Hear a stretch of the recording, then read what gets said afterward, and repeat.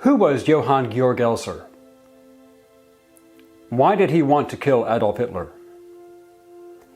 What was the effect of this failed assassination attempt, and how close did he come to accomplishing his mission? Hello, I'm Colin Heaton, former soldier, Marine Corps Scout Sniper, history professor, historian and book author, and we will answer these questions and other issues on this segment of Forgotten History.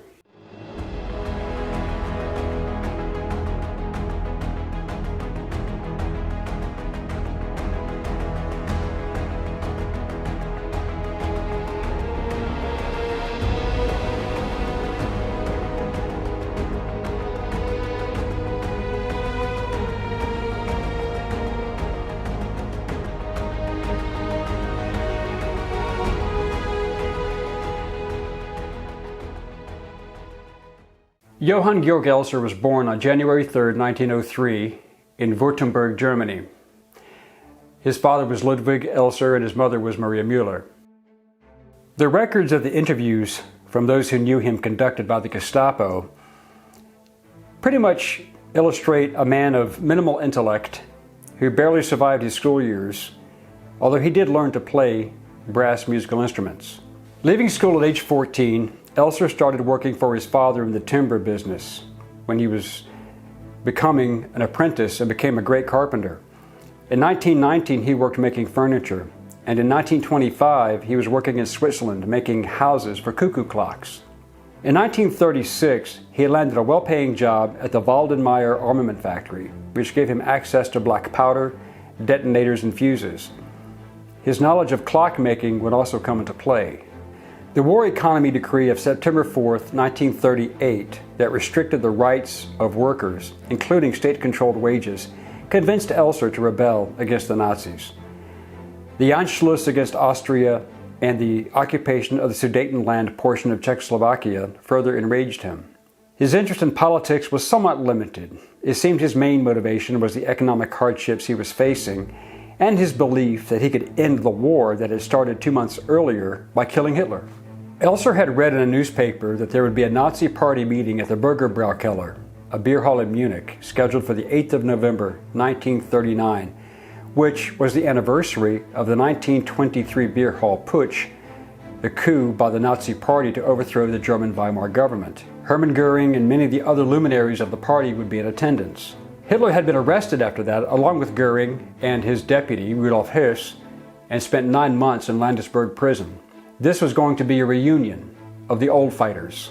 As part of his planning, since he thought he might be able to kill most of the Nazi hierarchy, Elser became a regular customer of the pub so as to not raise suspicions. Beginning in August, he spent many nights hiding in a closet until the pub closed and worked during the night, hollowing out a place in a cement support column covered with decorative wood laminate. Elser's bombs were well built. He made 2 bombs connected together using 2 clocks attached to a triple detonator. The clocks were surrounded with cork to silence the ticking. He set the time for the detonation at 9:20 p.m., as Hitler was scheduled to speak from 8:30 p.m. to 10 p.m. On November 9th, Hitler's personal pilot, Hans Bauer, informed Hitler and the group that there was a heavy fog rolling in that evening, and that would make travel in his Ju-52 going back to Berlin very dangerous.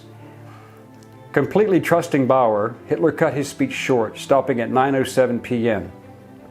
Elser's bomb detonated 13 minutes later, killing 7 people and wounding 7 more. After completing his work, Elser left Munich on November 6, 1939. But he was detained by the border police on November 8th while trying to re-enter Switzerland because his crossing pass was out of date.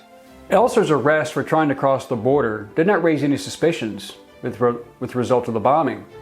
However, the Gestapo had interviewed all the persons working in the pub and sent photographs of many people who were detained, photographed, and the bar staff pointed out Elser as being a regular, being there almost every night for a couple of months. During his interrogation, which was quite brutal, Elser admitted that he tried to kill Hitler and how he did it. When asked why he tried to kill Hitler, Elser told his interrogators, quote, "The discontent within the working class, which I noticed since 1933, and the suspicion of an imminent war, which I had seen since the fall of 1938, was prominently on my mind." It was perceived by Heinrich Müller, the Gestapo chief, that Elser had been on a personal mission based upon his political and ideological beliefs and that he was not part of a wider conspiracy. Elser's failure to kill Hitler forced Hitler and his entourage to forever alter the way they would travel. They would not advertise their arrivals in future events. Only a few slight trusted number of people in the inner circle would be aware of his itinerary. Following Elser's confession, he was sent to Sachsenhausen concentration camp and later during the war transferred to Dachau, where he was finally executed by firing squad on April 19, 1945. The results of this assassination attempt was explained by SS Lieutenant General Karl Wolff from his interview in 1984. Quote, "Because of this event, Hitler would increase his personal bodyguard and establish an advance party to inspect locations prior to his arrival. The Sicherheitsdienst, or SD, at that time run by Reinhard Heydrich, would run background checks on event participants, and plainclothes Gestapo men would mingle in crowds and observe participants. It changed everything." Perhaps the greatest question in this entire mystery was, why did Hitler allow Elser to live almost 6 years after almost killing him? No one could really explain that, as to why he was allowed to survive until he was executed. Karl Wolff had a theory as to why Hitler allowed Elser to live all those years in Sachsenhausen and later in Dachau. Wolff believed that at some point in time, Elser may actually divulge other persons who may have been involved in the plot to kill him, even though that information was never divulged during his Gestapo interrogation. The fate of execution befell any suspected or known conspirators, especially those involved in the later July 20, 1944 bomb plot led by Colonel Klaus von Stauffenberg. Later, all and any suspected members were forced in a show trial and then executed slowly by hanging with piano wire. According to Wolff, Hitler watched the films of these executions, taking great pleasure in seeing these men who would have killed him slowly strangled to death. Why Elser did not suffer a similar fate, I cannot tell you, and I never asked.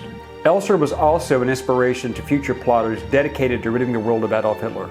His legacy, while troubled, is one of defiance and moral courage. In 2003, Germany issued a commemorative stamp honoring Johann Georg Elser's 100th birthday and his effort to kill Hitler, which states, "Ich habe den Krieg verhindern wollen," or translated, "I wanted to prevent the war."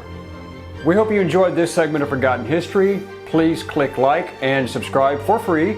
And please stay tuned and be engaged and informed. Send us comments if you have questions or even show ideas, and we will respond to all requests and comments as soon as we can. Thank you.